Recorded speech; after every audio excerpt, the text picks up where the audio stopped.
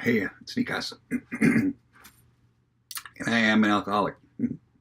I want to make this little video about the question, am I an alcoholic or not? Um, for a long time, I did not think I was an alcoholic. I actually had a meth problem.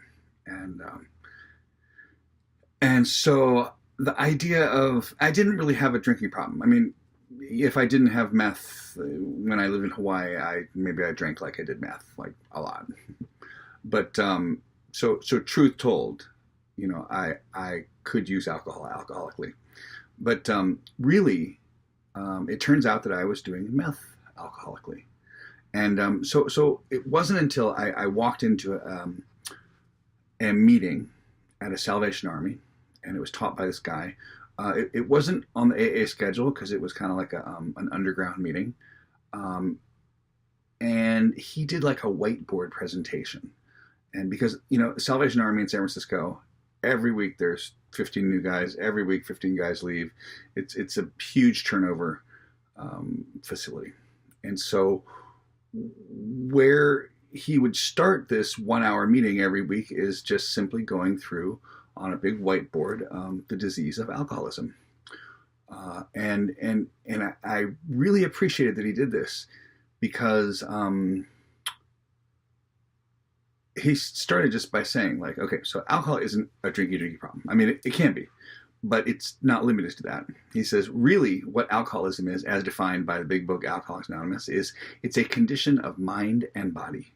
So if you have a mind that's always trying to get you drunk or stoned or fucked up, and you got a body that wants to keep you stoned or drunk or fucked up, you might have alcoholism. And so really, it was like the first part of the disease is I have a mind that's always trying to get me to start. When I'm stone cold sober, my mind is always trying to get me to start, to take the first one, the first hit, the first drink, the first whatever. When I'm stone cold sober, my mind it comes up with these obsessive thoughts. An obsessive thought is a thought so strong it pushes out all the other thoughts to the contrary, right? And makes you believe it. It's a lie, which, like you could do this tonight and make it to work, Monday. It's a lie that presents itself as the truth. And even though I'm still cold sober, and even though I know that this is the last thing that I should be doing, my mind will actually think, yeah, it will be different this time. Sure. And my mind does the thing that it says it's never going to do again. So that's the first part, right?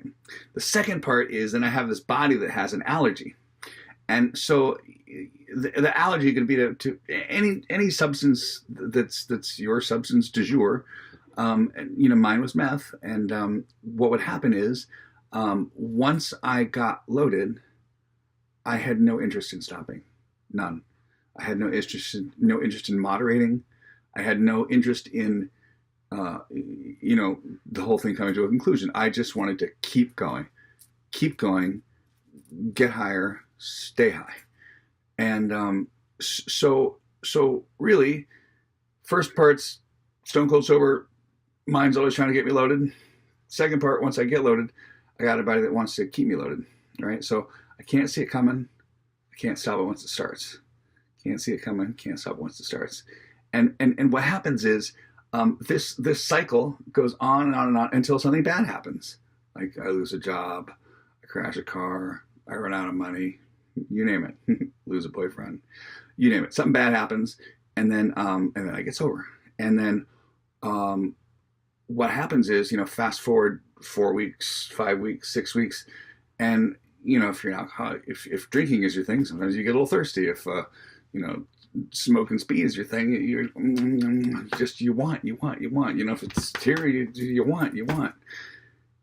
And sometimes it just takes an insanely trivial excuse to do the thing you said you're never going to do it again. Because if you said you're never going to do it again, it's probably because something bad happened. You said, you know what, this is a bad idea. So that's when we say, I'm never going to do it again. In fact, when I had a real problem with the word powerless. I was like, no, you have no idea who I am, what I can do. I can move mountains if I want to. I am not powerless. And my sponsor said, okay. So let's just say this. Have you ever said you're never going to do it again? I said, yeah. He says, how often? I says, like 100. He says, and then just do it again? I said, yeah.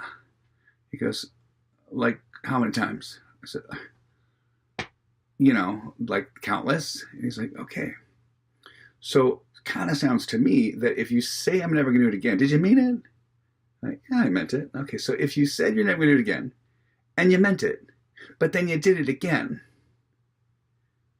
I mean, could you maybe concede that maybe on this one topic you're powerless? Because it kind of seems to me, and I was like, huh, you know what? He might actually have a point there, because I thought it meant that, I didn't have power to make money. I didn't have power to do this.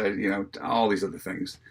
But really, it was just, I just didn't have power to say no when the opportunity presented itself to me, even though I said I was going to say no.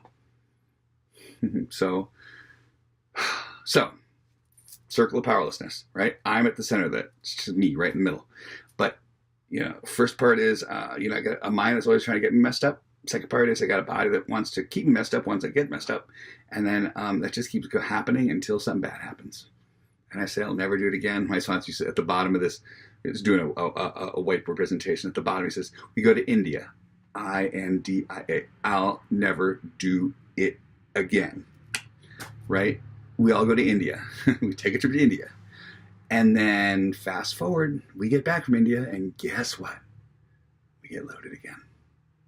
That's what happens. So, alcoholism is a condition of mind and body.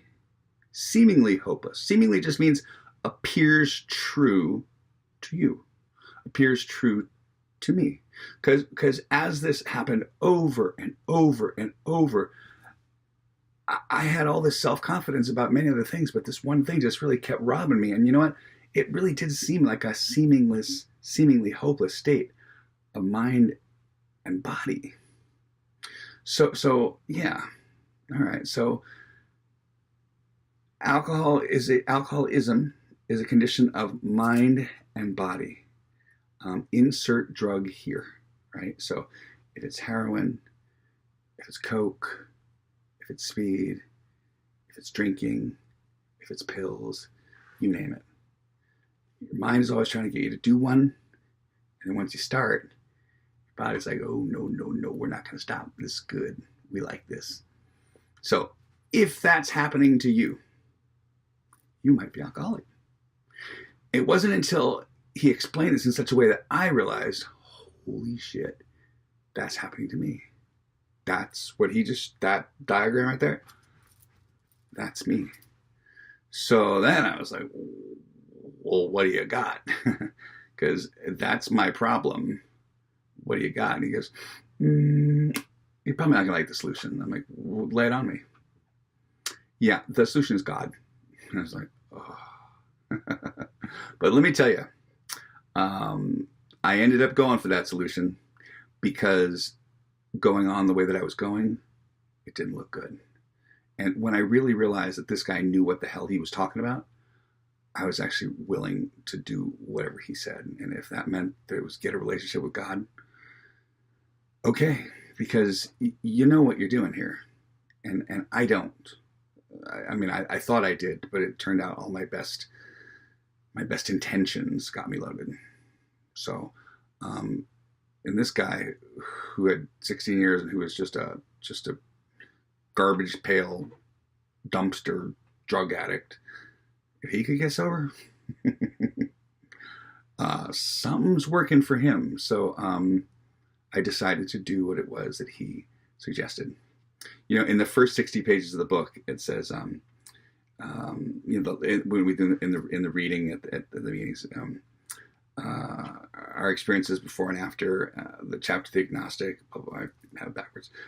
Make clear 3 pertinent ideas: A, that we're alcoholic and could not manage our own lives; B, that probably no human power could relieve our alcoholism; and C, God could and would if he were sought. Right. The very next line in the book is, being convinced of this, we are at step 3. So it's very important, in my opinion, for someone to take you through those first 60 pages and express this to you in such a way that, damn it, I am convinced. Because I need to be convinced to go on to step 3 to make a decision to turn my will in my life. That's everything. That's crazy. However, if I'm convinced, then I realize, you know what? It ain't crazy. That's life-saving.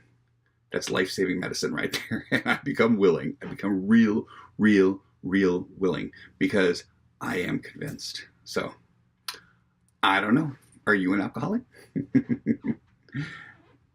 If that's happening for you, if you say you're never going to do it again, but then you do it again, it just might be. It just might be. And if you are, you're in luck because we got something that can help you. So, hope you're having a wonderful night. Be well.